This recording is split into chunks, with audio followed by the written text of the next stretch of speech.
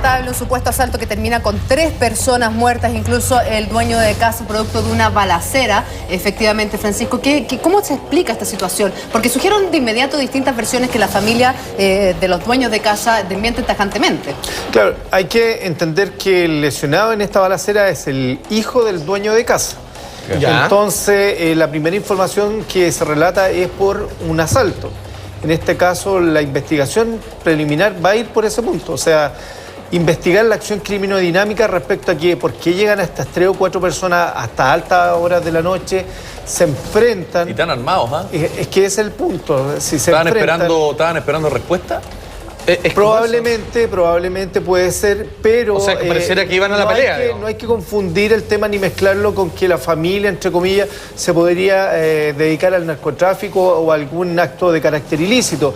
Esto es un asalto, que lleguen a tu casa 3, 4 personas con armamento. Claro. O sea, eso es lo riguroso de la información. Eso no hay que entrar en discusión, eso es un asalto. No es un ajuste de cuenta. De ahí que se diga que una mexicana... que es un ajuste de cuenta, están entrando a una propiedad privada, no están entrando a su casa. Si esto hubiese sido en la vía pública, estamos de acuerdo. Pero ojo, se hablan de antecedentes de que el hijo de los dueños de casa mantendría negocios de carácter ilícito, pero es el hijo, no es la familia. Entonces hay que ver bien, investigar de cómo se produce el tema de los disparos, porque aquí también hay un enigma respecto a que el arma se encuentra kilómetros más allá de la casa. Se dice que uno de los delincuentes presenta 9 impactos de bala, entonces ahí tú tienes un punto de ensañamiento, o sea, casi ajusticiamiento. Pero es que, perdona, Francisco, si yo tengo mis papeles legales, puedo portar armas, veo que hay 3 tipos en mi casa, yo no cuento cuántos balazos le disparo. O sea, yo creo que en ese minuto de estrés absoluto, tratar de defender a tu hijo, tratar de defender a tu papá, tratar de defender a tu familia. Julia, ¿sabes lo que pasa? Es que cuando estamos hablando de un calibre .45, yo traje acá una muestra. ¿Podría mostrarlo, por favor? Es el calibre que tenía el dueño de casa. No sé si el director me acompaña acá. Ahí está. Esto es una moneda de 100 pesos, para que lo vean ustedes. Ya, perdón, permiso. O sea, son 9 impactos los que tiene de este... Con uno basta, claramente. O sea, con uno basta. Entonces, atendiendo... Perdón, ¿hasta qué calibre existe de uso de arma doméstica? Desde el .22, que es el más pequeñito, hasta este .45. ¿Es el máximo posible que alguien podría defender su casa? No es el que ocupan las policías, que por ejemplo este es el 9 milímetros. Lo voy a poner pero al la lado. policía es mucho más pequeñito. Por supuesto. Y más puntudo. Y esto no tiene... Ojo que el acceso a este tipo de armamento, .45, no es restrictivo. O sea, tú puedes ir a una armería, comprarte un armamento de este tipo de Pero te venden calibre. una cantidad limitada de esas municiones, ¿no? Sí, pero tú puedes ir solicitándola, por ejemplo, lo que mucha gente ha tomado como triquiñuela, el uso de armamento de carácter deportivo. Eso te permite andar con tu armamento en el auto. Entonces tú dices, en algún minuto que te van a asaltar, oye, tenía mi armamento en el auto, ¿por qué? Porque hago tiro deportivo. Tú hablabas de ensañamiento, pero siguiendo un poco lo que te decía la Julia, puede ser también una persecución respecto a que disparaste una vez y te diste cuenta que no impactó y el tipo arranca disparándote o amenazándote y tú le sigues disparando. Felipe, puede darse eso también, ¿no? Lo que pasa es que el .45, la energía que cede al penetrar el cuerpo es muy alta. ¿Cuál es la distancia máxima de llegada de esa bala? A ver, te pongo en la muerte del dirigente sindical. Ya la policía acreditó que son 1.800 metros para... Casi 2 kilómetros. De una .40, aquí es esta. Que es más chiquitita. Un poco más chica. Ya. Entonces, ahí tienes tú la respuesta. O sea, es ilimitado el tema del recorrido que puede hacer de manera recta o en 45 grados. Ahora, puede ser ensañamiento y de ahí, de alguna manera, se puede corroborar la tesis que efectivamente este cabro estaba metido en cosas malas, por ejemplo. Sí, por ejemplo.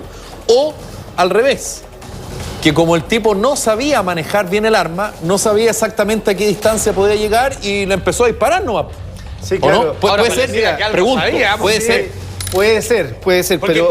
¿cuánto carga la pistola de esas balas 45? 14, 15 tiros. 14, 15. Y o sea, vació probablemente todo, o sea, le juntó con el 70%. Entonces, por eso es importante que cuando entreguen los resultados del protocolo de autopsia es analizar los orificios de entrada, porque con ellos se sacan los ángulos de penetración y ángulos de incidencia. Con ello tú sabes cuál es la trayectoria intercorpórea y cuál es la posición del tirador y de la víctima al momento de recibir los disparos. Entonces, que se ajusticie en el piso, tú lo vas a tener claramente con un examen pericial balístico. Eso es lo que yo digo, porque, a ver, si es que él le encontraron 9 balas en el cuerpo, con una, él se cae ya, sí, ¿no? Totalmente. O sea, no queda en el suelo. Lo otro ya es porque lo tenía quietito. Y mira, respondiendo un poco a tu pregunta, cuando una bala perfora y penetra el cuerpo, se generan dos tipos de orificios. Uno, el permanente, que es el hoyito que va dejando la bala en su recorrido, ¿ya? Pero el otro es el hueco temporal, que es la energía que va cediendo. ¿Qué es lo que quiere decir? Cuando tú tiras, por ejemplo, una piedra en el agua, se generan ondas, como los temblores. Sí. Esto mismo pasa al interior del cuerpo. Esa energía empieza a romper internamente los órganos. Entonces, eso es muy importante que... ¿Cuál es la diferencia y la importancia del tema del calibre? Este tipo de daño que pueda generar en cuanto a energía. O sea, ¿es la onda la que te mata al final? Sí, o sea, claramente. O sea, no el hueco permanente, sino que... Porque te puede dar una parte donde no te implica ningún órgano. Claro. Pero la onda sí. Puntualmente en este hecho de Mantagua, tal como lo señalamos en un principio, hay distintas versiones que aparecen a partir de los vecinos que aseguraban que en esta casa entraba y salía mucha gente, que eran muy gritones, que se escuchaban balazos, pero esa puede ser la versión de los vecinos. Por otro está lo que está siendo investigado por la Fiscalía, que no descarta ninguna hipótesis mientras continúa esta investigación. Pero finalmente llama también la atención que uno de los asaltantes que haya quedado herido está detrás de una cortina escondido, cuando ya está en esta balacera, una situación bastante compleja cuando llega la policía. Estamos de acuerdo, pero a lo mejor es el menos experimentado, porque si tú nos situamos nuevamente, hubo un enfrentamiento, llegan a la casa y el que se da la fuga quema el vehículo. O sea, tú te das cuenta que la acción post-delito es totalmente de una persona experimentada, porque el quemar el vehículo da cuenta... eliminar todo tipo de evidencia. Entonces te das cuenta que no son personas novatas, sino que son personas experimentadas. Y cuando iban con pistola es porque iban al enfrentamiento, o sea, sabían lo que había al otro lado. Lo que llama la atención en este caso en particular es la situación, uno, de dónde cae abatido el hijo del dueño de casa, que es un portón vecino, y lo otro, que el armamento, la Tauro .45, fue encontrado a varios kilómetros de la casa. Además... Perdón, ¿y eso qué significa? ¿Cómo llegó esa arma ahí? O a lo mejor quisieron deshacerse. Puede haber sido arrebatada por el mismo asaltante que huye y que la lanza más allá. Eso no lo sabemos. O también por miedo a que el armamento encontrado no era del dueño de casa, que estaba inscrito a nombre de otra persona. Entonces, el uso de un armamento inscrito a nombre de otra persona en este domicilio puede generar una infracción a la ley y control de armas. Mira.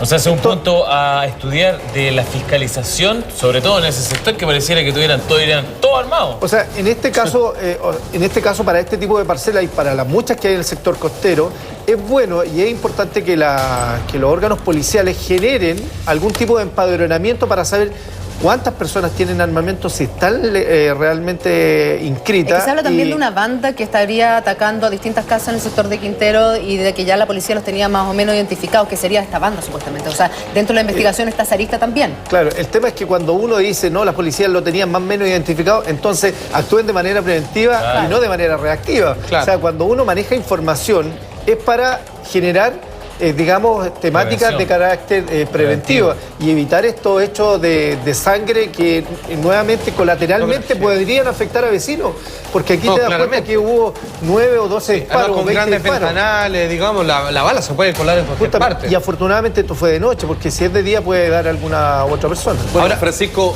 ¿cuál es tu sensación? ¿Cuál es tu hipótesis respecto a lo que eventualmente puede haber ocurrido a propósito de los antecedentes que se manejan y por tu experiencia? Bueno, en este minuto no hay que descartar ningún tipo de hipótesis.